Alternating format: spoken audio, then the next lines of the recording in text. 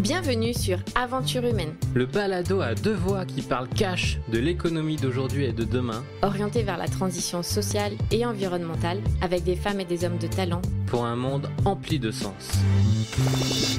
Je suis Laura et après un tour de monde de plus de 8 mois, seule en sac à dos, j'ai compris à quel point le fait de bien se connaître pouvait ouvrir de nouvelles portes, laisser place à de merveilleuses rencontres et entreprendre différemment en plaçant l'humain et la nature au cœur de toute démarche. Moi, c'est Gaël, passionné par les connexions humaines et les parcours sinueux, mais riches, de chaque aventurier de la vie. Je suis convaincu que nous pouvons réaliser de grands projets si nous sommes bien entourés et préparés à affronter les obstacles. Et c'est pourquoi, pour t'inspirer, je pars rencontrer des personnalités visionnaires et audacieuses chaque semaine. Alors si toi aussi, une vie à impact positif te parle, aide-nous à partager et faire grandir notre balado que l'on chérit particulièrement. Alors ouvre bien tes oreilles et ton carnet. Salut Olivier, je suis super contente d'être déjà à Lyon. Dans la plus belle ville du monde. Voilà, je ne voulais pas que ça vienne de moi, donc je suis ravie que tu aies saisi cette opportunité. Je vais te laisser la parole très, très rapidement. Olivier, déjà, est-ce que tu peux te présenter ? En gros, qui tu es, qu'est-ce que tu fais dans la vie et quel homme tu es aujourd'hui ? Alors, Olivier Michel, je viens de passer la barre des 47 ans et semi-marathonien le jour de mon anniversaire. Donc ça, je suis assez fier de ça. Bravo, ouais. Je suis papa d'une Chloé qui va avoir 18 ans, d'un Maxence qui va avoir 16 ans et d'une petite Rose qui vient d'avoir 1 an. Je suis entrepreneur sur Lyon depuis 15 ans où j'ai créé Lyon City Tour, les bus impériales touristiques qui font la visite de Lyon. Et puis j'ai créé il y a 2 ans Brest City Tour avec des associés sur Brest. Super. Du coup, tu me tends une super perche pour commencer. Lyon City Tour, est-ce que tu peux nous raconter l'histoire ? Comment t'en es arrivé à... Est-ce que c'est une création ? Est-ce que tu as repris une entreprise ? Comment ça t'est venu ? Et voilà, raconte-nous cette histoire de Lyon City Tour. Alors, je vais parler d'un peu plus ancien. Ouais. En 1890, Claudius Michel, mon arrière-grand-père, a fabriqué une carriole à cheval pour transporter du vin dans le Beaujolais, parce que ma famille est originaire du Beaujolais. Et au fur et à mesure des années, mon grand-père, Pierre, a développé l'activité de transport en autobus, qui a été reprise par 2 de mes oncles et mon père. Et puis, moi, j'ai fait un parcours plutôt dans l'hôtellerie, où j'ai fait des études d'abord de comptabilité, puis après dans l'hôtellerie. Et je suis parti au Canada faire mon stage de fin d'études. Et pendant ce voyage au Canada, je me suis dit, comment est-ce qu'on peut allier l'histoire familiale et ce voyage canadien ? Et donc, quand je suis rentré, j'étais tout guiré et je suis allé dans le bureau de mon père, qui était à l'époque gérant, et je lui ai dit, en fait, j'ai une super idée. Il faut qu'on fasse venir les Canadiens dans nos autobus, dans nos autocars, sur Lyon et sa région. Et il m'a dit, ça serait bien que tu en parles à tes cousins et cousines et ton oncle qui sont dans l'entreprise. Et simplement, ils ont tous dit banco. Et donc, on est allé déjeuner. Et pendant ce déjeuner, mon père a évoqué le fait qu'il ne souhaitait pas que je rentre dans l'entreprise. D'accord, que tu apportes un projet. Non, en fait, le projet ne s'est pas fait. D'accord. Mon père ne souhaitait pas que je rentre dans l'entreprise. Alors, sur le coup, ça a été hyper violent. Donc, tu l'as découvert pendant le repas. Ouais. Ouais. Ça a été hyper violent, je l'ai très mal vécu. Donc, je suis reparti. Du repas un peu perturbé. Bah ouais. Et donc, j'ai continué, j'ai refait 2 ans d'études derrière pour finir un cursus de master. Et je suis rentré dans l'hôtellerie-restauration. Je suis allé travailler à Londres, j'ai travaillé un peu à Montréal, un peu à New York, un peu à Paris. Et en fait, quand je suis rentré de Paris, parce que j'en avais marre d'être à Paris, à la naissance de Chloé, on est rentré à Lyon avec la maman de Chloé, et j'ai trouvé un job dans l'hôtellerie sur Lyon. Et puis en 2003, mon père m'annonce qu'il part à la retraite. Ton père était le seul gérant de l'entreprise ? Il était avec mes 2 cousins, cousines et mon oncle. Et ton oncle, ok. Ils étaient 4 à gérer l'entreprise. Et donc, mon cousin, quand mon père m'annonce qu'il part à la retraite, il me dit « Mais t'inquiète pas, ton cousin reprend l'entreprise ». Donc, j'étais très content. Moi, je faisais mon métier dans l'hôtellerie-restauration où je m'éclatais. Et puis je lui dis, c'est dommage, on a loupé un truc, on n'a pas eu l'opportunité de travailler ensemble et ça restera un de mes regrets.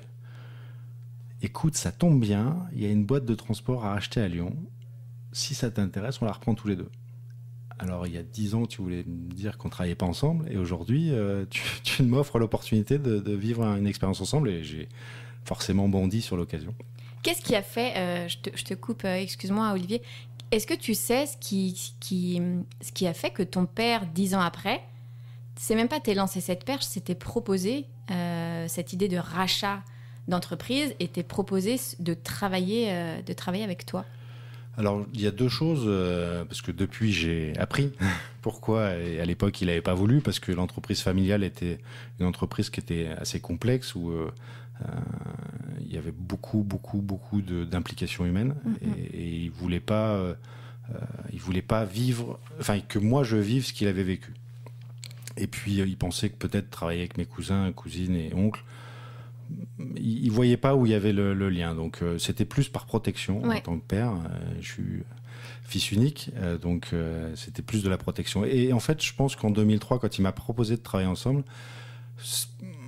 c'était tous les deux. C'était pas en famille. Ouais, enfin, c'était père et fils. Voilà, c'était père et fils. Et donc, on a racheté cette société de transport qui s'appelait les Voyages N&M en novembre 2004. Et puis, je me souviendrai toujours, le 9 février 2005, il me dit, bon, on part à Paris demain. Je lui dis, papa, en fait, je suis en train de m'occuper de la boîte, je ne peux pas monter à Paris demain. Si, il faut absolument qu'on rencontre quelqu'un, je te présente demain à Paris. Et donc, on prend le TGV, on monte à Paris le lendemain. Et là, je rencontre la famille Bridet, Jean-Paul et Martine Bridet, qui avaient monté Paris l'Open Tour, qui avaient développé Marseille le Grand Tour, qui avaient développé Nice le Grand Tour, et qui cherchaient un transporteur sur Lyon pour monter Lyon City Tour, qui à l'époque s'appelait Lyon Grand Tour. Et donc, on a fait un business plan sur un paperboard en un quart d'heure, et on a monté la boîte à peu près en une demi-journée. Donc la famille Bridet en fait apportait leur expertise dans tout ce qui est le savoir-faire. Le savoir-faire, et vous apportiez vraiment la force logistique lyonnaise. Okay. Exactement. Et donc on a créé cette entreprise le 16 juin 2005. Donc on vient de fêter les 15 ans. Et du coup, ton papa aujourd'hui est encore... Non, papa est parti à la retraite en 2010. Ouais. Suite à une grosse discussion qu'on a eue après mon passage, une partie de passage au CJD avec un module Copernic. Ouais. On en parlera un peu plus tard, mais voilà, il est parti lui à la retraite en 2010 officiellement. Donc là, en fait, toi, tu es aujourd'hui seul gérant de Lyon City Tour. Oui. Et aujourd'hui, est-ce que tu continues à travailler de près ou de loin avec la famille Bridet ? Alors, eux ont décidé de vendre en 2008 un fonds de pension. D'accord. Et en fonds de pension, en fait, donc j'étais associé à un fonds de pension pendant 7 ans, comme la plupart des fonds de pension. Et en 2015, on a eu un petit passage complexe à gérer en tant qu'entrepreneur, de discuter avec des fonds. Et donc, la négociation s'est faite et j'ai racheté je suis monté à 65% du capital et j'ai fait rentrer des actionnaires à hauteur de 35% dans l'entreprise. D'accord. Ok. Aujourd'hui, Lyon City Tour, c'est combien de... Donc, c'est des bus, essentiellement. Oui. Combien de bus ? Alors, à l'origine, c'était 2 bus à Impérial Découverte. Et en 2017, on a acheté un 3e bus. En 2016, juste avant, on avait acheté un train touristique pour visiter les pentes de la Croix-Rousse. En 2017, le 3e bus. En 2018, le 4e bus. Et un train touristique pour la ville de Vienne. Ok. Donc, c'est 6 véhicules aujourd'hui. 6 véhicules.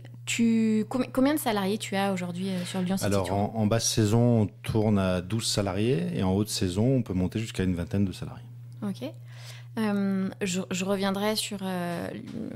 on va creuser Lyon City Tour si tu l'acceptes. La période confinement où tout s'est arrêté, où justement il n'y a plus eu de déplacement. La notion de déplacement est bien ancrée en tant que podcasteur, parce que nous, on a découvert que les premières semaines, en fait, les gens n'écoutaient quasiment plus de podcasts, puisque plus de déplacement. Donc, les premières semaines, on s'est dit, attends, qu'est-ce que c'est que ce chiffre qui descend ?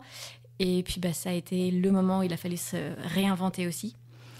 Donc, justement, en période en tout cas au moment du confinement, quand les transports s'arrêtent, comment, entre guillemets, tu gères la situation? Qu'est-ce qui se passe? Comment se passe l'entreprise? Qu'est-ce qui se passe dans Lyon City Tour pendant le confinement? Alors, c'est assez étonnant parce que je disais, peut-être mois de janvier, à mes collaborateurs directs, je leur disais, il se passe un truc et je le sens pas. Et tout le monde me disait, non, mais vous inquiétez pas, c'est en Chine.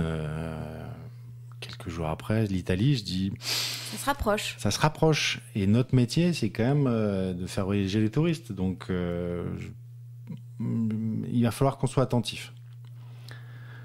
Quelques jours avant le confinement, quand ça commençait à prendre de l'ampleur, je dormais pas très bien.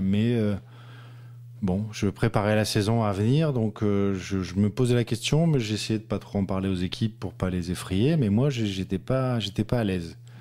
Et puis le 14 mars au soir, j'ai appelé toutes mes équipes pour dire stop, tout le monde reste chez lui demain. Du coup, télétravail. Du coup, le lendemain, pas un bus qui circule. J'étais à ce moment-là à Brest parce que j'ai aussi créé l'aventure sur Brest. Et donc, je me retrouve à Brest en me disant comment je vais gérer le truc. Et donc, je décide, j'avais un avion le 16 au matin, et il n'y a jamais de hasard, il n'y a que des rendez-vous. L'avion annulé, le deuxième avion annulé, et le troisième avion annulé. Donc, je décide d'appeler tous mes collaborateurs directs en leur disant, est-ce que vous pouvez fermer la boîte pour moi ? Temporairement. Mais pour moi, c'était... ça faisait 15 ans que tout se passait bien, que l'entreprise était en croissance. Et là, je ne sais pas si tu peux imaginer de te retrouver comme si tu allais faire un saut à l'élastique, mais qu'il n'y avait pas d'élastique. Il n'y avait pas d'élastique, ouais. Et donc, j'ai sauté. J'ai toujours pas atterri.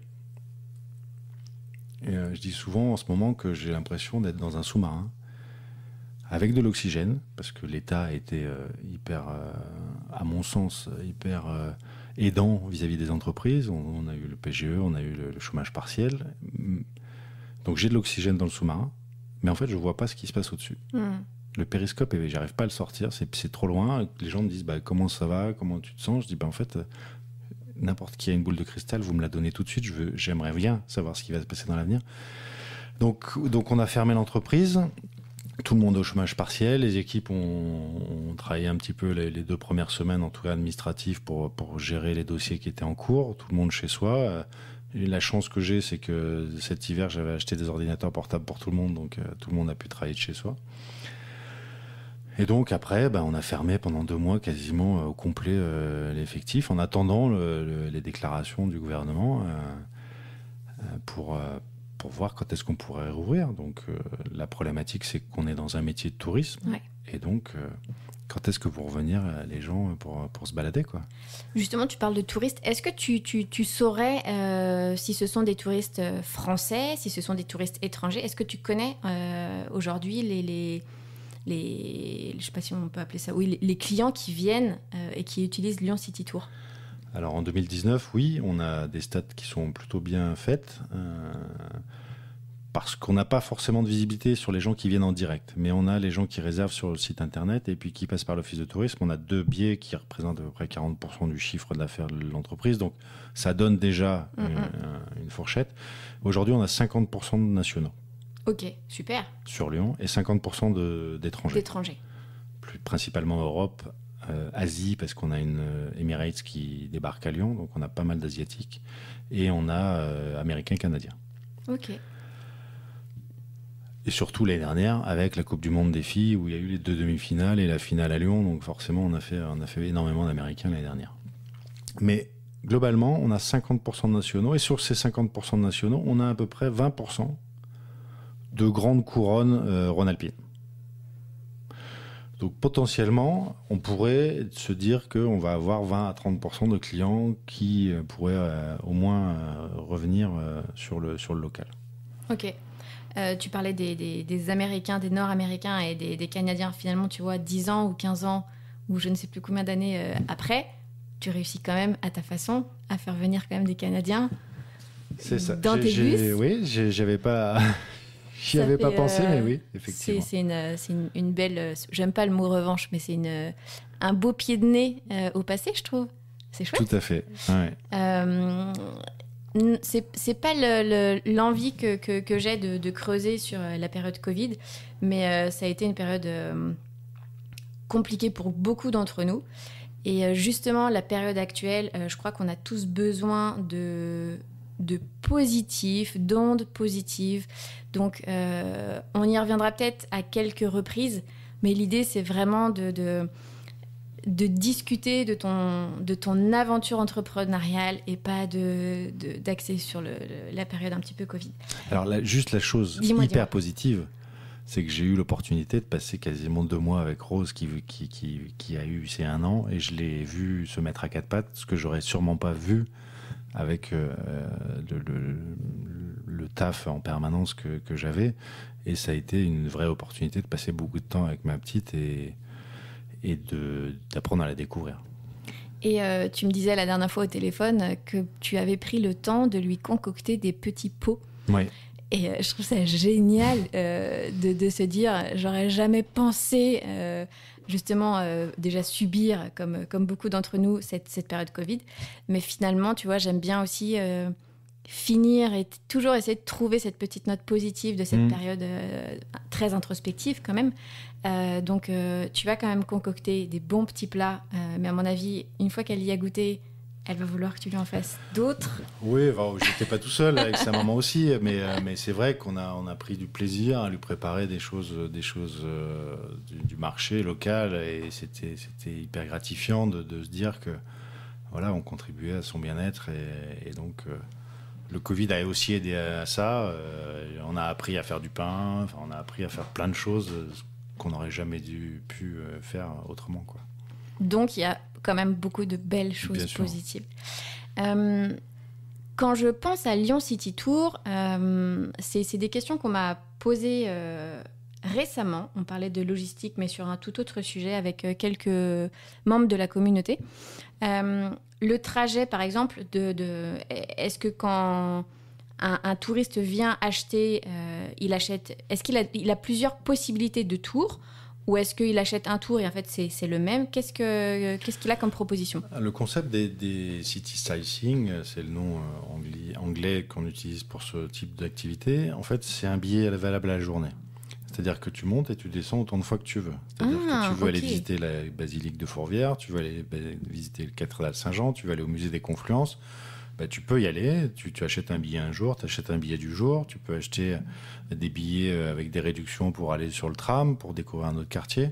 Et puis on est en projet sur un nouveau itinéraire pour l'année prochaine. Donc ce billet, dans toutes les villes du monde, c'est à peu près le même principe, où tu achètes un billet la journée et tu descends autant de fois que tu veux du bus et remonter. L'avantage alors en ce moment c'est un peu plus complexe avec 2 bus, mais avec 4 bus, c'est toutes les 30 minutes tu as un bus. Donc en fait, tu as une rotation. Voilà, tu peux visiter, tu as un point de vue magnifique sur la colline de Fourvière sur Lyon, et puis une demi-heure après, tu reprends le deuxième bus. Et donc en fait, de 10h du matin à 18h30, ça ne s'arrête jamais, entre guillemets, sauf entre midi et 2, on a une rotation à 13h30 qui s'arrête, mais tout le reste du temps, en fait, c'est en continu. Et donc, c'est comme un service de bus, mais la différence, c'est que tu es à 4,20 m de haut. Pour voir une ville, c'est quand même un peu... c'est un début de prise de hauteur. hauteur. De la hauteur, exactement. Tu as des commentaires, chez nous en tout cas, dans 8 langues. Donc, c'est-à-dire qu'en anglais, français, espagnol, italien, allemand, russe et chinois. Et il en manque un, je ne sais plus. Bref, donc tu as plusieurs langues, ce qui te permet de découvrir la ville avec la sonorité de langage que tu as besoin en fonction de ton pays de destination. À l'heure de la COP 21 et de toute ce renouveau autour notamment de l'environnement, etc.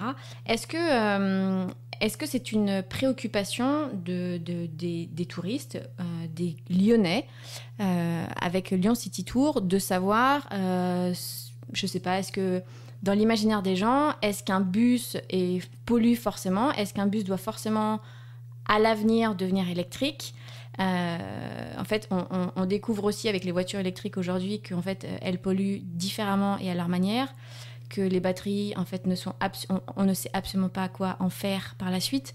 Donc, il y a une réelle pollution. Donc, ce que tu gagnes d'un côté, tu le perds complètement de l'autre. Moi, j'avais trouvé justement des chiffres, mais je ne vais pas non plus te donner toutes les réponses tout de suite. Ce serait trop facile. Donc, est-ce que c'est une préoccupation, que ce soit des Lyonnais ou des touristes ou de ton équipe, sur l'empreinte carbone, sur l'empreinte écologique que peut avoir une activité en fait, de bus ou de tram? Les derniers véhicules qu'on a achetés ont maximum 2017, donc ont 3 ans. C'est tous des véhicules qui sont en norme Euro 6, ce qu'on appelle dans notre métier de transporteur. L'Euro 6, il faut savoir que c'est comme toutes les dernières voitures thermiques, l'air sort plus propre que quand il rentre à l'intérieur du véhicule. Il y a de la déblue pour nettoyer les filtres à particules. Enfin, on est en termes de...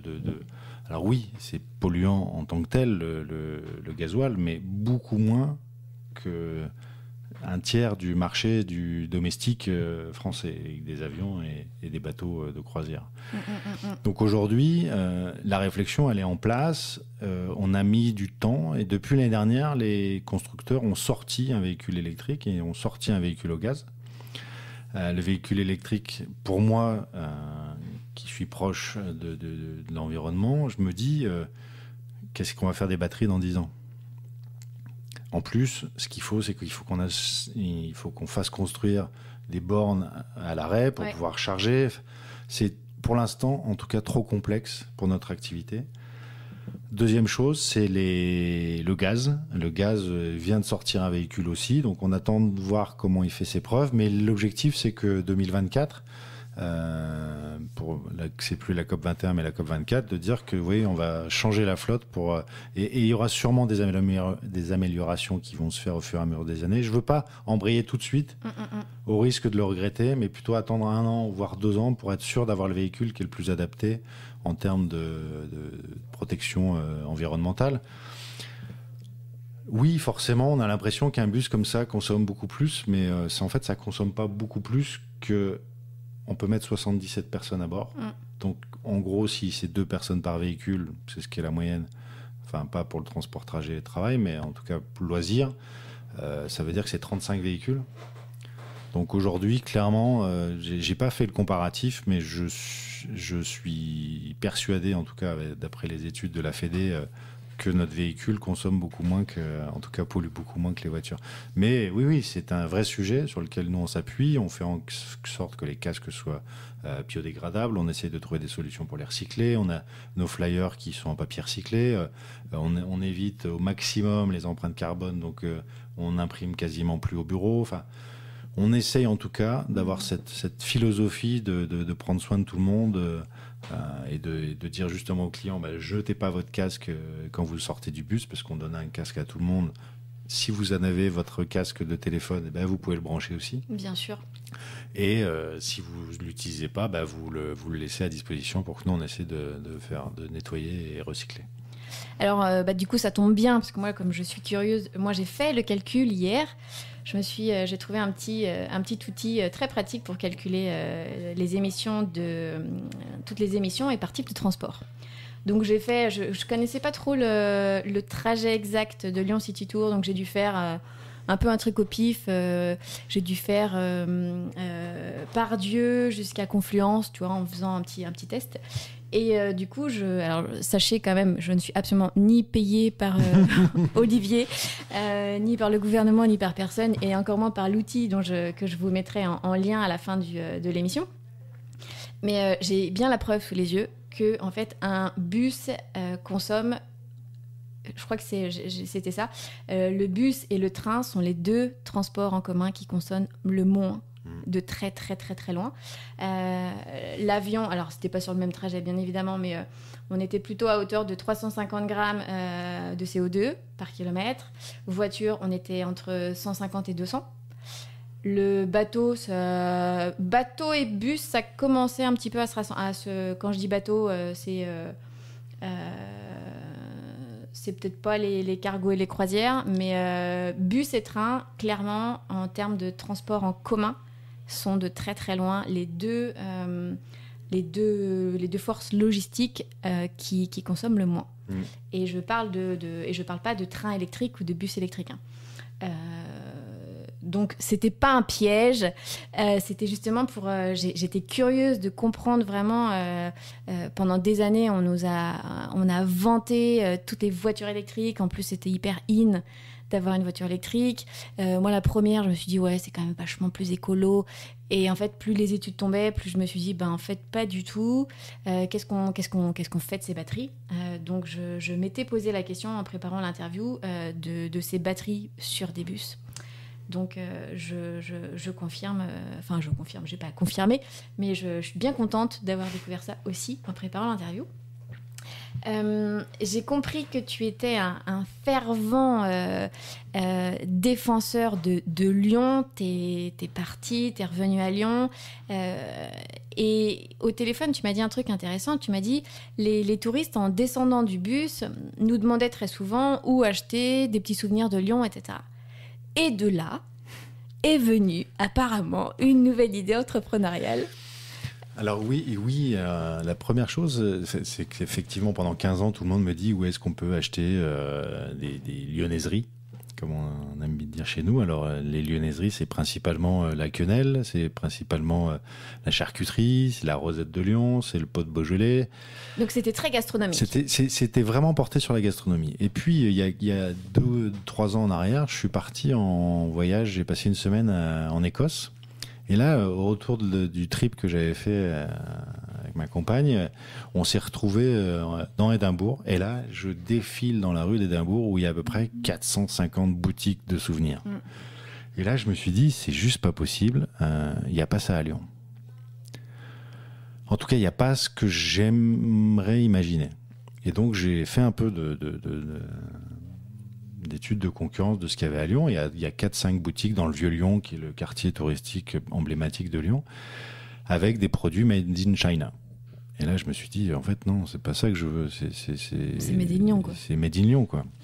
Et donc, on a fait un peu de sourcing, et puis on a trouvé... Alors, malheureusement, on fabrique pas de coton à Lyon. On fait de la soie, on fait de la soierie, capitale de la soierie, en lien avec la Chine. Et puis, donc on a trouvé un fournisseur qui s'appelle Stanley Stella, qui est un des plus gros fournisseurs de coton bio, avec des vêtements éco-responsables, avec des chartres de fou. Et par contre, on a décidé de créer une marque de vêtements qui s'appelle Oh My Gone. Gone étant l'expression lyonnaise pour le gamin. Le gamin lyonnais. Okay. Ça s'appelle un gone, et la fille lyonnaise, c'est la fenote. Voilà. C'est les expressions que j'ai découvert, fenote, j'ai découvert ça pendant le montage de la boîte. Et donc, on a décidé d'ouvrir une boutique au départ du Lyon City Tram, à côté de la place des Terreaux, où on a mis en place l'art de vivre à la lyonnaise, avec des t-shirts, sweats, andouillettes club, team praline, que des expressions lyonnaises. Elles sont top. Enfin, oui. non, vraiment, pour moi qui aime bien, c'est comme, je compare forcément avec la Bretagne, à Saint-Malo et même en Bretagne, il y a toujours des jeux de mots, et je trouve que ça fait travailler autant l'image de marque de la région, et ça met en avant, il y a quelque chose de très culturel. Enfin, on dit souvent que les Bretons sont très chauvins. Les Lyonnais sont pas mal non plus. On est pas mal. Il y a de quoi aussi. Non, mais c'est vrai qu'un petit rock'n'roll ou un six sex and son, voilà. Mais ouais, c'est des jeux de mots qu'on a trouvés avec ma graphiste à l'époque et qu'on a déployés. Et aujourd'hui, on a, en plus de la boutique, dans la boutique, on a forcément, toi qui es connaisseuse, amené un peu de vin du Beaujolais et du Côte-du-Rhône. On a aussi des lyonnaiseries avec un partenariat avec Voisin qui fait des chocolats ou des petites quenelles ou des petits coussins. On a tout type de produits qui sont toujours dans cet état d'esprit de prendre soin de la ville lyonnaise et pas des trucs made in China. C'est vraiment que des produits qui ont été faits, en tout cas dans le Rhône, si c'est pas à Lyon même, parce qu'on peut pas tout fabriquer à Lyon, mais en tout cas dans le Rhône, donc des choses vraiment locales. Et en plus, avec le Covid, on en revient encore de plus en plus. Ouais. Et donc, on a imaginé cette marque avec, moi j'adore, c'est le petit bouchon. Oui. Pour les bodys pour enfants. Donc voilà, c'était vraiment cette idée d'art de vivre à la lyonnaise qui pour moi avait vraiment tout son sens de dire vous n'êtes pas dans une boutique à touristes comme vous pouvez trouver dans toutes les capitales du monde, vous êtes dans une boutique où vous allez apprécier l'art de vivre à la lyonnaise. Est-ce que c'est une boutique qui attire aujourd'hui surtout les touristes ou est-ce que c'est une marque qui commence ou qui parle déjà aux Lyonnais parce que c'est super chouette de parler d'andouillette sur ton t-shirt. Est-ce que c'est une marque qui aujourd'hui, tu vois, est-ce qu'elle parle vraiment localement ou est-ce qu'elle est encore destinée plutôt aux touristes ? Au départ, elle était vraiment destinée aux touristes et au fur et à mesure du temps, je me suis aperçu que, en tout cas, étonnamment, toutes les commandes Internet, c'était quasiment que des gens de Rhône-Alpes. C'est pas vrai, donc, c'est chouette. C'était assez surprenant. On a découvert ça. Après, effectivement, les gens qui viennent à la boutique, c'est vraiment principalement aujourd'hui. Alors, c'est un peu faussé parce que ça fait qu'1 an qu'elle est ouverte. Donc, avec le Covid, ça a un peu bousculé les choses. Mais en tout cas, les gens qui sont venus l'année dernière, c'était vraiment des gens qui venaient pour acheter des souvenirs. Alors que là, maintenant, on a des Lyonnais qui disent « En fait, je vais véhiculer Lyon en dehors de la ville. » Mais bien sûr. Je vais offrir un body petit bouchon à ma copine qui a accouché en Bretagne ou en Alsace ou dans le sud. Team Praline, c'est tiens, on va acheter pour un enterrement de vie de garçon ou de jeune fille des t-shirts pour avoir un assortiment. C'est vraiment, on s'aperçoit que les Lyonnais commencent à s'accaparer. On avait un projet d'ouvrir un corner à l'aéroport. On devait se voir le 16 mars. Étonnamment, ça ne s'est pas fait. Ça serait un super... Mais l'idée, c'est d'avoir un corner aussi pour que... tiens, j'emmène, au lieu d'emmener une rosette, un pot de Beaujolais, là, on emmène un vrai produit qui va en plus durer dans le temps, avec un petit t-shirt, un body, un wesh pélo pour les ados. Est-ce qu'aujourd'hui, l'équipe, est-ce que c'est une équipe à part qui travaille sur Oh My Gone ? Est-ce qu'elle est intégrée à Lyon City Tour ? En fait, j'ai cette problématique en tant que chef d'entreprise, c'est que mes équipes, elles font tout. Ok, mais tant mieux. Elles sont hyper, voilà, c'est hyper solidaire et c'est ce que me disent régulièrement mes équipes. En fait, avec vous, on est embarqués, donc on s'adapte. Tiens, vous faites ça, oui. Puis mon équipe arrête pas de me dire, mais en fait, Olivier, c'est l'homme a mis le projet, quoi. Donc quand il y en a pas un, il repart sur un autre, quoi. En fait, ils n'ont pas été employés par... Allez, ils ont été employés par un nom d'entreprise, mais pas par un nom d'entreprise et un projet. Aujourd'hui, c'est une seule entreprise qui a 4 marques. Mais c'est ça. Donc, ils bossent en fait sur les 4. Lyon City Tour, qui est la marque chapeau. On a Lyon City Bus, Lyon City Tram, Vienne City Tram et Oh My Gone. Okay. Quand je leur ai présenté le projet il y a 2 ans, je leur ai dit, allez, je vais créer un bus impérial sur Brest... Ils ont tous participé.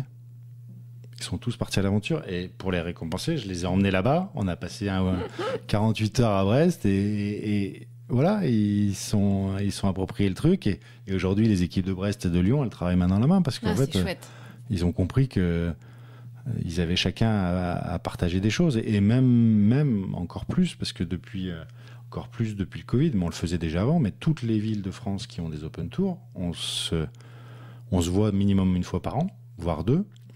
Et depuis le Covid, on s'appelle tous les 15 jours en Zoom pour savoir comment... Alors sur Bordeaux, sur Marseille, sur Nice, sur Avignon, sur Paris, sur Brest et Lyon, on est tous maintenant dans le même bateau et donc on est hyper solidaires. En plus, la moitié font partie du CJD, donc... Oh là là, super. Est-ce que tu sais s'il y a des régions qui sont plus... Pour l'instant, c'est peut-être un petit peu récent, mais est-ce que certaines régions sont plus enclins à redémarrer rapidement de par le tourisme ? Je pense à la côte, que ce soit la côte ouest. Est-ce que vous en êtes tous plus ou moins au même niveau d'interrogation aujourd'hui ? Je suis le premier à avoir réouvert sur Brest et sur Lyon, parce qu'il me semblait important en tant que... je vais le dire, le mot un peu fort, mais leader du tourisme sur ces 2 villes, plus sur Lyon, parce que forcément, ça fait 15 ans qu'on est là, donc on a une empreinte qui est importante. Donc, pour moi, c'était important de montrer que le tourisme redémarrait. Sûrement que mon expert comptable m'aurait tapé sur les doigts en me disant en fait fais attention parce que ça va te coûter un peu d'argent. Oui, ça va me coûter un peu d'argent. C'est comme les restaurateurs qui ont ouvert la distribution à emporter. Ils ont perdu de l'argent au début, mais ils existaient. Ouais. Et donc on a fait la même chose. Je sais que Marseille réouvre le 27 juin, que Nice et Bordeaux vont ouvrir début juillet. Paris, pour l'instant, c'est plutôt mi-juillet. Donc ça va. T'as quand même un mois quasiment d'avance par rapport à l'ouverture des autres. En sachant qu'on a ouvert que les week-ends, les vendredis, samedis, dimanches, pour déjà sentir le truc. Alors la particularité, c'est que les week-ends où on a ouvert, il faisait pas beau. Donc c'est assez perturbant, même si on a fait de la clientèle, on a augmenté, on a doublé chaque week-end. On a démarré de très bas, mais quand on parle de zéro. On a augmenté week-end au fur et à mesure, mais c'est vrai qu'il n'a pas forcément fait le temps qu'on a eu pendant le confinement. Donc là, on se rattrape un petit peu, mais c'est vrai qu'il était important pour nous de remettre cette dynamique en route de tourisme, après avoir beaucoup échangé avec l'Office de tourisme, avoir beaucoup échangé avec les hôteliers restaurateurs. J'étais persuadé que c'était une bonne chose, en fait. Tout à l'heure, tu parlais justement de ce réseau où vous vous appelez... non, vous vous voyez une fois par mois. Non, vous appelez une fois par mois. Avant le Covid, on se voyait sur site une fois par an. Mais on s'appelait régulièrement, mais on se voyait vraiment une fois par an pour dire, voilà, quelles sont les nouveautés que tu as mis chez toi en place. C'était une sorte de groupe de travail, donc c'était hyper intéressant. Aujourd'hui, avec le Covid, on s'est à peu près appelé une fois toutes les 3 semaines pour faire un point. Comment tu fais? Comment ça se passe? Enfin, chacun essayait de rassurer l'autre, même si c'était compliqué. Ouais. Hein, mais effectivement, pour échanger des informations que certains avaient eues et d'autres pas, quoi. Tu es entrepreneur. La plupart de nos auditeurs et auditrices sont soit entrepreneurs, intrapreneurs ou en tout cas porteurs de projets. Ou en tout cas, ils entreprennent tous leur vie, ce qui est déjà très bien.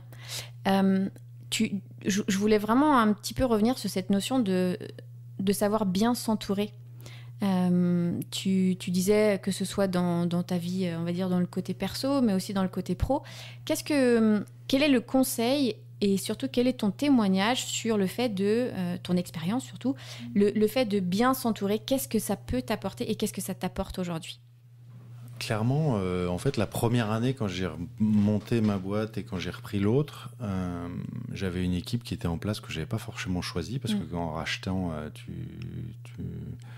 y a les gens qui sont en place, et en créant avec mes associés, je ne savais pas comment faire, parce qu'en fait, moi, à l'époque, j'étais directeur commercial, donc je n'avais pas compris ce que c'était le métier de dirigeant.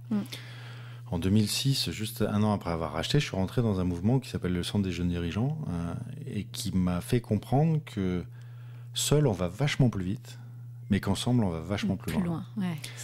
Et donc, j'ai compris au fur et à mesure des années qu'il fallait s'entourer de gens sur qui tu pouvais compter et qui étaient capables de te confronter à ce qui pouvait se passer, en fait.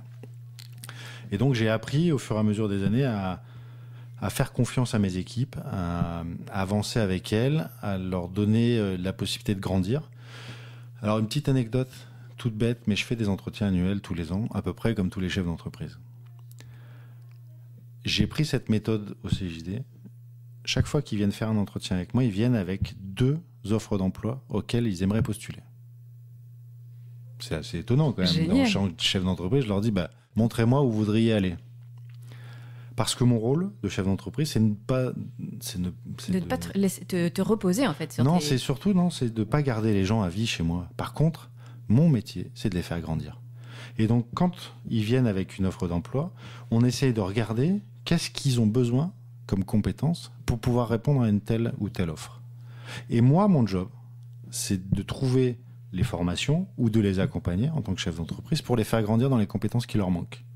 Une fois qu'ils auront acquis ces compétences, soit ils s'en iront parce qu'ils ont pensé qu'ils ont tout compris, ou tout appris, soit ils resteront parce qu'ils savent qu'ils peuvent acquérir encore d'autres compétences avec moi. Globalement, les gens restent 7 à 8 ans chez moi. Donc, j'estime que les compétences, la montée en compétences est suffisamment intéressante pour que les gens aient envie de rester dans l'entreprise. Alors, j'entends déjà, non pas tous, mais certains entrepreneurs qui pourraient rebondir sur tes propos et dire que, ok, c'est super l'initiative, mais qu'en fait, c'est quand même une perte de temps ou d'argent pour l'entreprise, parce que finalement, ils vont quand même les perdre et que c'est encore du temps. Je ne cautionne pas, mais je l'ai beaucoup entendu. Et que du coup, c'est autant de temps qu'il va falloir reconsacrer à recruter, etc., etc. Et donc, à ces gens-là, qu'ils soient pessimistes, peu importe, qu'est-ce que tu leur réponds? Est-ce que toi, tu justement, le fait il reste 7 à 8 ans, est-ce que tu as l'impression, en tant que chef d'entreprise, de perdre ton temps finalement ou de l'argent quand tu commences à recruter? Et surtout, qu'est-ce que ces nouveaux recrutements viennent apporter à l'entreprise quand ces salariés sont partis? En fait, je n'échoue pas, j'apprends. Donc en fait, à chaque départ, parce qu'il y en a des départs forcément, en fait, j'apprends différemment. Moi, en tant que chef d'entreprise, ça me fait grandir en fait. Quand les gens s'en vont, je prends conscience de tout ce qui m'apportait.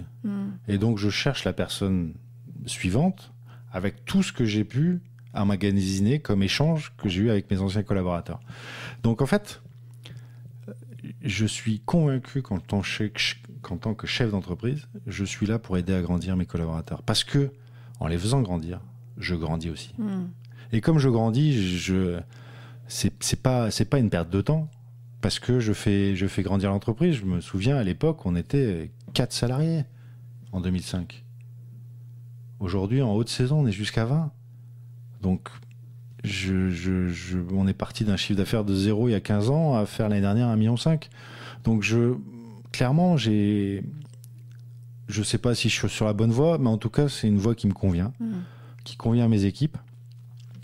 Et on a fait l'autre jour un brainstorming avec les équipes, une société qui faisait un dossier de presse pour les 15 ans de l'entreprise, et nous a demandé à chacun des collaborateurs ce qu'ils appréciaient, en tout cas, dans l'entreprise. Et tous, quasiment sans s'être concertés avant, ont sorti l'humanité.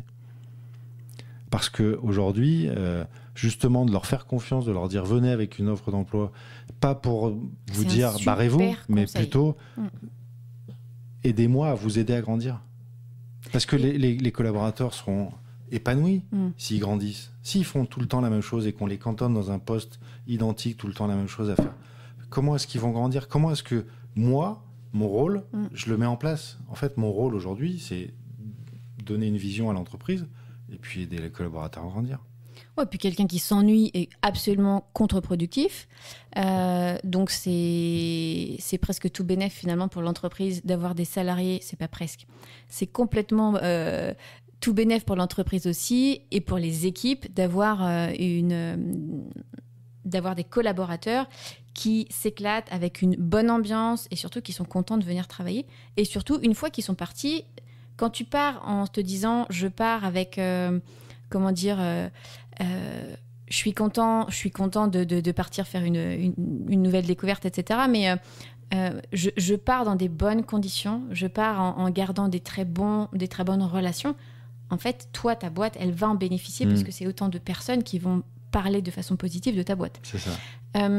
Est-ce que tu as une leçon de vie, une ou plusieurs, au niveau pro, des moments particuliers, humains, qui t'ont fait, ou des rencontres, que ce soit des partenaires, des clients, des membres de ton équipe? Est-ce que tu as des souvenirs de ces rencontres, ou en tout cas de situations très très humaines qui soit ont changé ta vie, ou en tout cas t'ont fait vraiment grandir? Et moi j'ai envie de les appeler en fait ces jolies leçons. En fait, j'en ai pas une. Non, je me doute bien. J'en ai mille. En fait, presque chaque jour, j'ai une belle rencontre. Je ne refuse jamais une rencontre parce que je suis persuadé que dans cette rencontre, il va se passer quelque chose de fort. Et clairement, Il y a plein de choses qui se sont passées, mais le fait d'avoir mis en place le projet du train touristique où personne n'y croyait au départ sur la ville de Lyon, où 17 projets avaient été posés. C'est un appel d'offres ? Où on disait non, pas du tout. C'était des gens qui proposaient de mettre en place un train touristique comme il existe 200 petits trains touristiques dans le monde, en France en tout cas. Je vois très bien. Et la mairie, au début, m'a dit « Mais en fait, Olivier, Lyon ne mérite pas un petit train. Ces petits trains, c'est pour station balnéaire. » Je dis « C'est bizarre, parce que Montmartre, il y a 2 petits trains et ils marchent très bien. » Et donc, pour transformer cette contrainte en opportunité, je me suis dit « Qu'est-ce que je vais pouvoir raconter comme histoire ?»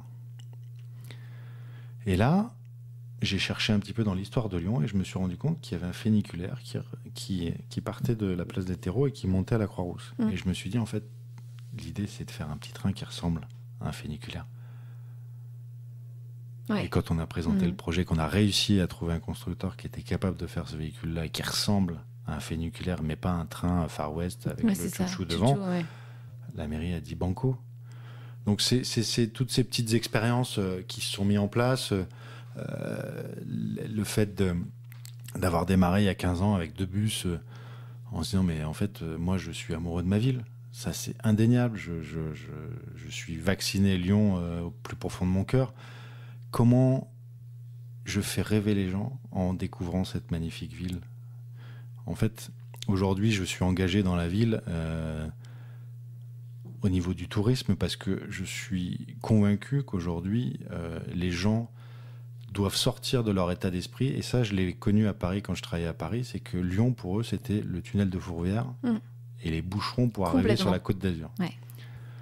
Et donc on a transformé avec pas que moi mais toute l'équipe touristique, on a mis une 15aine d'années pour faire en sorte que les bouchons, ça soit les bouchons gastronomiques et pas les bouchons de circulation. Super. Et on a transformé vraiment le tourisme. À l'époque, quand j'ai démarré en 2005, c'était 70 voire 80% de tourisme d'affaires et 20% de tourisme d'agrément. Aujourd'hui, on est à 60-40. C'est une vraie révolution. Aujourd'hui, on ne deviendra pas le Barcelone de l'Europe, mais il y a trop d'Airbnb, c'est trop touristique. Mais en tout cas, on a contribué à ce que la ville de Lyon devienne une vraie ville de tourisme. Tu dois connaître forcément les fameux nuages, tu sais, le nuage de mots. Oui. Si je te dis aujourd'hui, dans ton cœur, je ne te parle pas d'un point de vue pro, hein, je te dis aujourd'hui, tout domaine mélangé, Lyon pour toi aujourd'hui, c'est quoi? Que des mots. Histoire, plaisir, gastronomie, savoir-faire, savoir-être, bâtiment, place, lieu de vie, 2 fleuves. Enfin non, il y en a une, c'est une rivière, la Saône, le Rhône. On dit souvent à Lyon qu'il y a 3 fleuves, Rhône, Saône et le Beaujolais. C'est parce qu'ils traversent le sang des Lyonnais. Voilà, c'est tous ces mots-là, c'est vraiment l'histoire, c'est vraiment une culture. Effectivement, les Lyonnais sont peut-être froids au départ, mais une fois que tu es rentré, tu es accueilli avec les plus grandes sympathies. Des mots, je pourrais en citer toute la journée. C'est un cœur. Lyon, c'est un cœur qui respire. C'est l'ancienne ville de Nung, c'est l'ancienne capitale de l'Europe. C'est le centre de l'Europe parce que quand tu mets le point sur Lyon avec un compas, tu vas jusqu'à Lisbonne et puis la fin de l'Allemagne. Donc et tu cours jusqu'à quasiment l'Écosse et la botte de l'Italie. Donc on est dans un pays qui est très diversifié, la France, et tu trouves beaucoup de choses à Lyon qui sont un melting pot de tout ce que tu trouves en France. Ton plat préféré? Lyonnais, bien sûr. Ton ou tes plats? J'accepte plusieurs réponses. Moi, j'adore la salade lyonnaise. Pour démarrer, c'est ce qu'il y a de plus sympathique. Après, plat, j'ai pas forcément de plat... Ou de saveur, ou enfin, tu vois, c'est libre. Ou une bonne bouteille. Si, la tarte à la praline. C'est ce qu'il y a de Ouais, c'est le dessert que je conseille à tout le monde, tous ceux qui ne connaissent pas, soit une tarte à la praline, soit une brioche à la praline, c'est vraiment d'une saveur pour les gens qui aiment le sucré qui est exceptionnel, quoi. Après, une bonne côte de bœuf du Charolais qui vient à Lyon, c'est sûr que je craque dessus. Alors depuis que je partage ma vie entre la Bretagne et Lyon, j'apprends à vivre avec les fruits de mer que je découvre. Ah, c'était ma prochaine question justement, c'était quand tu retournes à Brest, c'est quoi ton petit plaisir? Est-ce que tu cherches à manger quand même des salades lyonnaises à Brest ou au contraire tu te dis non, je profite? Je profite complètement de la culture différente alimentaire en tout cas, parce que je ne connaissais pas beaucoup les fruits de mer. Effectivement, à Lyon, à part les huîtres aux halles de Lyon, il n'y a pas beaucoup de diversité de fruits de mer, alors qu'en Bretagne, enfin, c'est un étalage de poissons, de saveurs maritimes qui est extraordinaire. Et je vais chez mon pote Pierrot au crabe marteau pour vous casser la pince des crabes. C'est un délice. Donc j'ai appris à découvrir tout ça. C'est à Brest? Oui. Eh ben, je me demande si quand on avait fait, on avait fait un forum formation à Brest avec le CJD, et je me suis retrouvée avec mon groupe de formation à mettre un bavoir. C'est ça. Et à taper. Et j'étais. C'est ça, c'est le crabe marteau. Voilà, ok. Donc je connais bien cette adresse et je la valide. Je voulais te poser une question. Tu me dis si c'est l'endroit ou le moment d'en parler. Tu m'as dit au téléphone que tu commençais à rédiger quelque chose. En quelques mots, est-ce que tu m'autorises à aborder un peu ce sujet ou pas? Je t'autorise. Ok. Qu'est-ce qui t'a amené et à quelle période tu as eu cette envie de te mettre à écrire? En fait, j'ai passé beaucoup de temps au CJD où je me suis investi dans un certain nombre de mandats, où j'ai donné beaucoup de mon énergie, de mon temps, un peu de ma vie perso pour ce mouvement que j'aime profondément.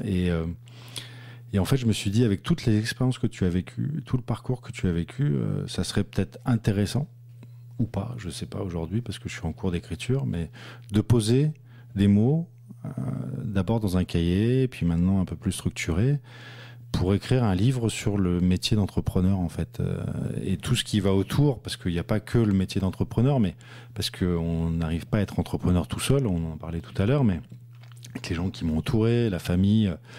Là, c'est marrant parce qu'on vient de faire une vidéo sur les 15 ans et mon fils est intervenu parce qu'il avait 15 ans au jour de l'anniversaire. Donc, c'était important pour moi de me connecter et de faire partager ce que c'est ce monde entrepreneurial. Alors, on est en cours d'écriture, donc il y a encore plein de choses à écrire, mais en tout cas, j'avais envie de poser ce qu'est le métier d'un serial entrepreneur, en fait.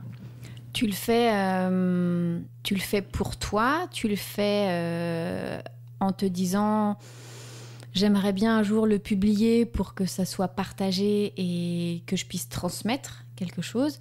Est-ce que c'est plutôt un livre ou un recueil que tu aimerais transmettre à tes proches et à ta famille? Est-ce que c'est...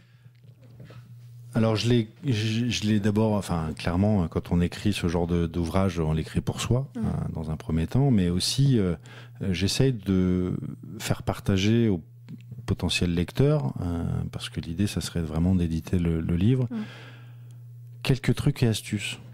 En fait, je suis pas là pour donner des conseils, parce que chacun a suffisamment de conseillers autour de soi, un avocat, un expert comptable, et ils font très bien leur job, c'est pas le débat, c'est juste de dire, voilà, les trucs et ficelles, si jamais un jour vous vous trouvez dans une situation où vous avez envie de vivre une situation, comment moi je l'ai vécu, et qu'est-ce que je peux vous apporter, et pas que moi, parce que j'ai vécu d'autres expériences où j'ai pris des leçons aussi de vie, donc c'est important, à mon sens, dans les livres entrepreneuriaux, de pas juste parler de soi, mais plutôt de parler de ce qui est arrivé.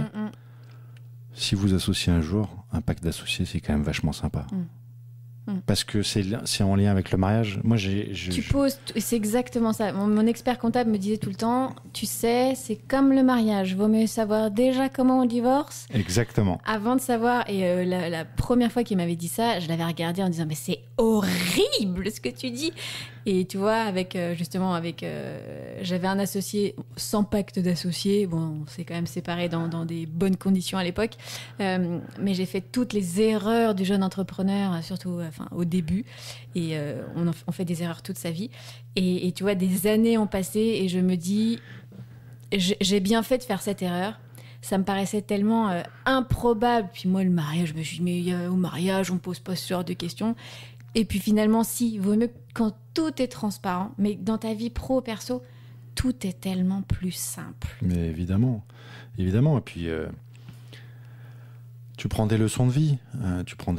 Quand tu viens entrepreneur. Et puis, ce qu'il faut prendre conscience absolument, c'est qu'en fait, quand tu fais tes études, tu fais des études de comptabilité, tu fais des études de commerce, tu fais des études de droit, tu fais des études de RH. Mais en fait, est-ce qu'il y a vraiment une école où tu apprends le métier de chef d'entreprise ? Bien sûr.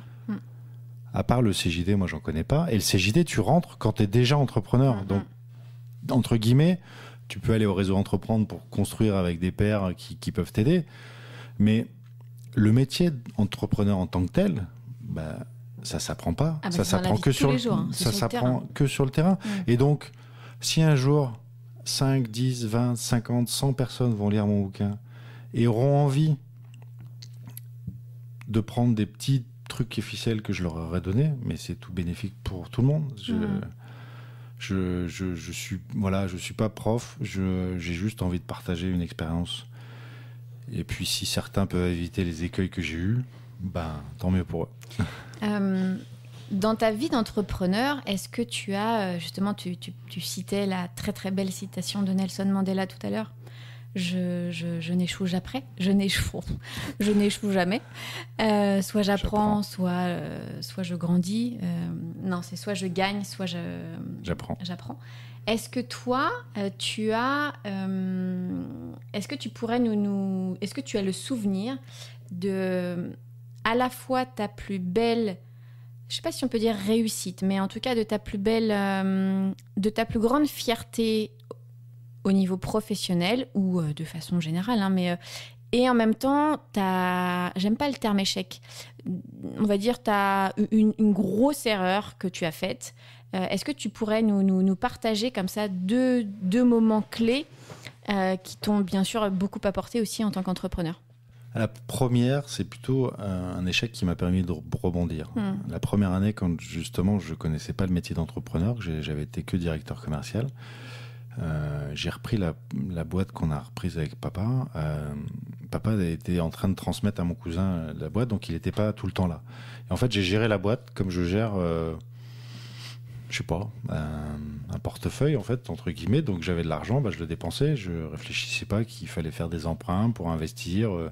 On venait de racheter la boîte, j'ai repeint tous les quarts sans me poser de questions. Puis en fin d'année, l'expert comptable m'a dit, mais en fait, qu'est-ce qui s'est passé ? Vous aviez un trésor de guerre, il n'y a plus rien. Il n'y a plus de disponibilité dans les comptes de résultats. Je sais pas, moi, j'avais de l'argent, je l'ai dépensé.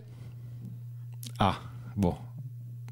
Et donc là, j'ai appris à faire des tableaux de bord, j'ai appris à échanger régulièrement avec mon expert comptable, j'ai appris à vérifier comment les clients payaient les factures, parce qu'en fait, je m'occupais pas En fait, je facturais, mais je m'occupais pas des relances.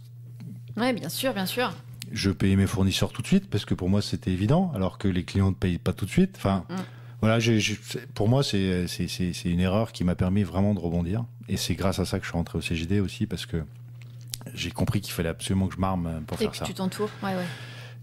Le succès, alors, des succès, j'en ai eu pas mal. Une fierté, plutôt. C'est quand je me suis retrouvé en confrontation avec le fonds de pension pour se séparer, pour reprendre ma liberté, parce que le fonds de pension, lui, il avait qu'un objectif, c'était gagner le plus d'argent possible.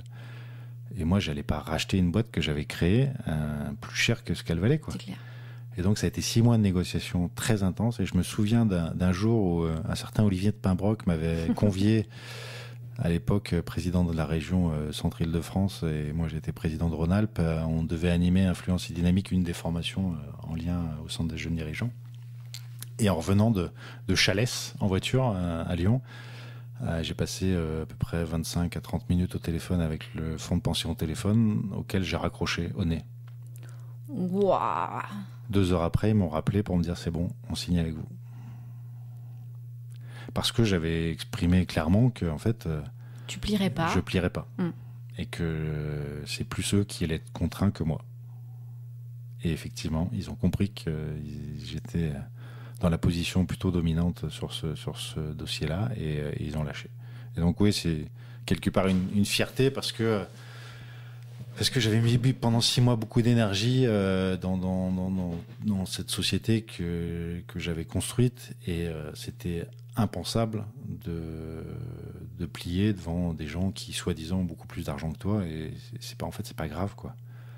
Tu peux être l'homme le plus riche du monde, tu n'as pas forcément toutes les possibilités de discuter, quoi, négocier. Enfin, tu te retrouves justement des fois entre David et Goliath, et t'es content d'être dans la position de David, et t'es content quand tu bats Goliath. Alors c'est une fierté personnelle, mais en rien un exploit. J'ai juste défendu mon beefsteak, comme dirait. Est-ce que dans ta vie d'entrepreneur,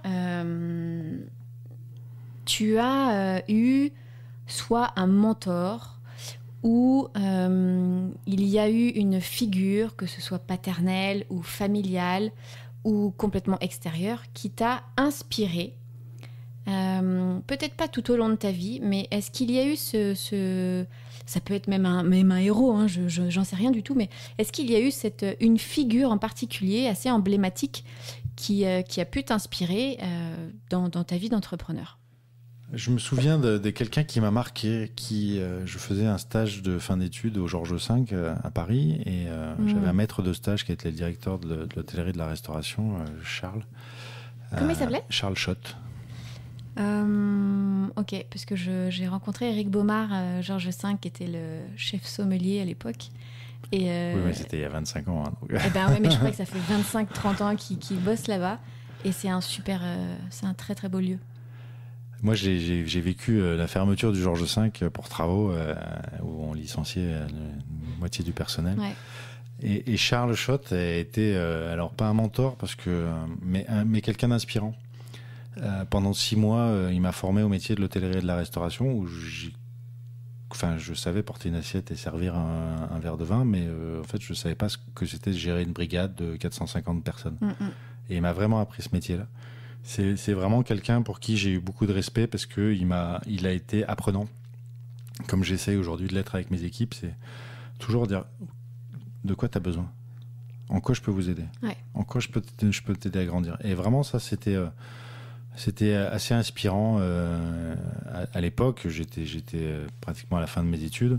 Et puis un homme qui m'a marqué, il est en photo avec moi dans mon bureau, c'est Jacques Chirac. J'ai eu l'opportunité de faire mon service militaire à l'Élysée en 98, et j'ai découvert un homme extraordinaire qui 3 semaines avant que je finisse mon armée début janvier m'invite dans son bureau un week-end pour faire, parce que j'avais demandé à sa secrétaire de faire une photo avec lui, et donc une photo qui est dans mon bureau aujourd'hui, et qui m'a demandé ce que je souhaitais faire en sortant de l'armée. Donc je lui avais parlé de mes 2 postes. À l'époque, j'avais 2 voies de job, et le dernier jour, quand je vais lui dire au revoir, 3 semaines après, en pleine guerre du Golfe, janvier 99, bon alors Olivier, vous avez pris lequel des 2 postes ? C'est énorme. Il avait quand même il avait une humanité, ce côté très humain, extraordinaire, et une mémoire gigantesque. J'ai souvenir d'être rentré dans son bureau parce qu'on accueillait Bill Clinton, le Dalai Lama, ou même les joueurs de la Coupe du Monde 98. Il avait, quelle que soit la personne que vous étiez, autant de respect pour vous que n'importe qui d'autre. Tous les matins, il venait vous serrer la main pour vous dire bonjour. Ça, c'est pour moi hyper important. Aujourd'hui, dans toutes les entreprises dans lesquelles j'ai été, c'était important pour moi de faire le tour de tout le monde pour dire bonjour. Et ça prend, oui, un petit moment, mais ça apporte tellement d'humanité. Et c'est sûrement pour ça que mes équipes le citent régulièrement. J'ai un ami qui a repris l'entreprise familiale en Bretagne, qui est un fabricant de crêpes et de galettes, Laura. Enfin, crêpes et galettes en revanche. Et j'avais visité l'entreprise avec lui, donc toutes les galetières, et en tout cas toutes ces femmes étaient là depuis, c'était même à l'époque de son papa, donc je crois que ça faisait plus de 20 ans qu'elles étaient là. Elles aimaient, je les ai vues à l'œuvre, elles étalaient la pâte. Elles avaient le coup de main, elles avaient tout appris là-bas. Et il fallait pas qu'on leur dise quoi faire, c'est elles qui savaient faire leur truc. Elles étaient, mais je ne sais pas, 20, 30, c'est une super belle boîte. Et en me faisant visiter, il s'est arrêté à beaucoup de postes. Et en s'arrêtant, il disait « Bon alors, bonjour Josette, alors tout va bien aujourd'hui ?» On change de poste. « Bonjour Églantine. » Bref, peu importe, c'est pas du tout des prénoms bretons en plus. Gwenaël. Tu vois, Gwenaël, ouais, on va faire un petit peu avec l'ambiance aussi, Gwenaël. Et en fait, à chaque poste, il venait et il appelait chacune de ces femmes qui étaient là depuis déjà, qui avaient fait en fait la transition entre le papa et le fils, et il connaissait chaque prénom. Et à la fin, je lui dis, alors, autant moi j'ai une mémoire des visages, autant les prénoms, c'est l'angoisse parfois d'en retenir beaucoup. Bon, ça faisait certes des années qu'il était là. Et il m'a dit, peu importe le temps que ça me prend de retenir les prénoms, c'est un signe de respect. Parce que moi, j'ai peut-être la vision d'entreprise, mais en fait, je ne sais pas faire une galette avec leur coup de main. Et en fait, c'est elles qui font fonctionner la boîte aujourd'hui.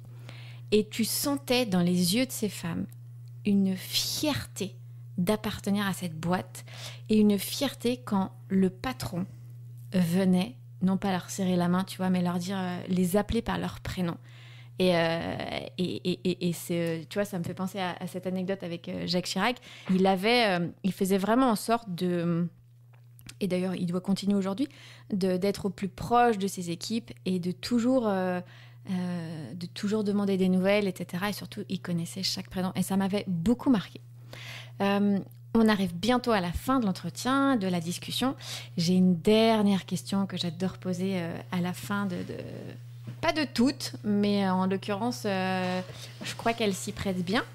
Qu'est-ce que tu aurais envie de dire, Olivier, à Rose, Max et Chloé, qui écouteront probablement, et en tout cas je les encourage, qui écouteront ton parcours dans quelques années, en tout cas Rose dans quelques années, pour les plus grands dès maintenant. Qu'est-ce que tu aurais envie de leur dire, que ce soit un mot pour chacun ou que ce soit, ce que c'est quasiment à quelques années près, il y a presque 2 générations. Qu'est-ce que tu aurais envie de dire à ces enfants aujourd'hui ? Alors, j'ai vendu la première société que j'avais achetée avec papa en 2015. Et en fait, quand j'ai eu l'échange avec papa pour lui dire que je souhaitais vendre l'entreprise, il m'a dit « Donne-moi une bonne raison de vouloir céder l'entreprise ». Et je l'ai regardé droit dans les yeux en lui disant « Papa, je souhaite être heureux ». Et donc, ce que je souhaite dire à Chloé, Maxence et Rose, soyez heureux. Bah, top. Est-ce que tu as envie de rajouter quelque chose à la fin de cette discussion je sais que t'aimes pas le mot conseil, mais de libre parole à toi sur cette fin. Il y a une personne qui a énormément compté dans ma vie, c'est ma grand-mère paternelle, Jeanne. D'ailleurs, Rose a son 2e prénom. En fait, Jeanne m'a toujours dit, en tout cas je l'ai toujours entendu, tu es né sous la plus belle étoile. Et en fait, je fais en sorte tous les matins, en sortant de mon lit, de me dire que j'ai de la chance et que je suis né sous la plus belle étoile. C'est peut-être de la méthode Coué, peu importe ce que c'est. En tout cas, c'est quelque chose qui m'anime le matin. Et je m'interrogeais toujours, et je disais à mes enfants il y a quelques années, à 45 ans, je serai à la retraite. Et en fait, à 47 ans aujourd'hui, je ne suis pas à la retraite. mais je vais au travail avec plaisir et le travail devient un plaisir et non plus un emploi. Et donc j'invite les auditeurs à conscientiser que venir se faire plaisir et passer une journée à faire des choses qui vous plaisent. Je reprendrai l'expression de mon ami Pascal Viola qui dit en fait n'utilise plus le mot problème mais le mot défi. Donc aujourd'hui il n'y a pas de problème dans l'entreprise, il n'y a que des défis à relever. Top, super. Moi je finirais cette discussion en disant que déjà merci d'avoir pris le temps de parler de son parcours, de ton parcours. C'est toujours très facile de parler des entreprises. Mais quand on a quand même parlé aussi de ton papa, on a parlé de toi, on a parlé des enfants. Et c'est pas toujours évident d'oser aussi se dévoiler. Donc merci aussi pour ça. Et moi je suis ravie parce que je te connais pas depuis très longtemps. Moi étant assez petite, j'étais à l'époque en Bretagne.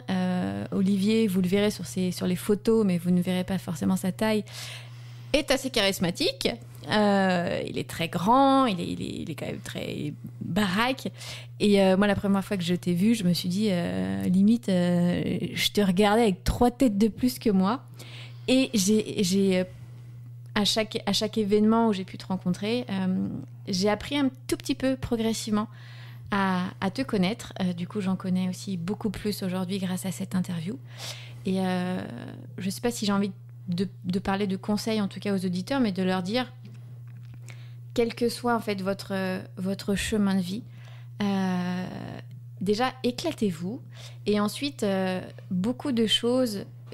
Vous comprendrez beaucoup de choses dans votre parcours d'entrepreneur ou dans votre parcours de vie quand vous aurez compris aussi un petit peu plus l'histoire familiale.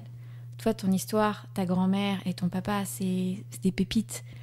Et à chaque fois, tu vois, quand je suis rentrée de voyage, j'ai passé beaucoup de temps à travailler ma généalogie parce que je me suis dit, ok, maintenant que je sais comment je fonctionne, qui je suis, je voudrais savoir vraiment et je voudrais comprendre d'où je viens.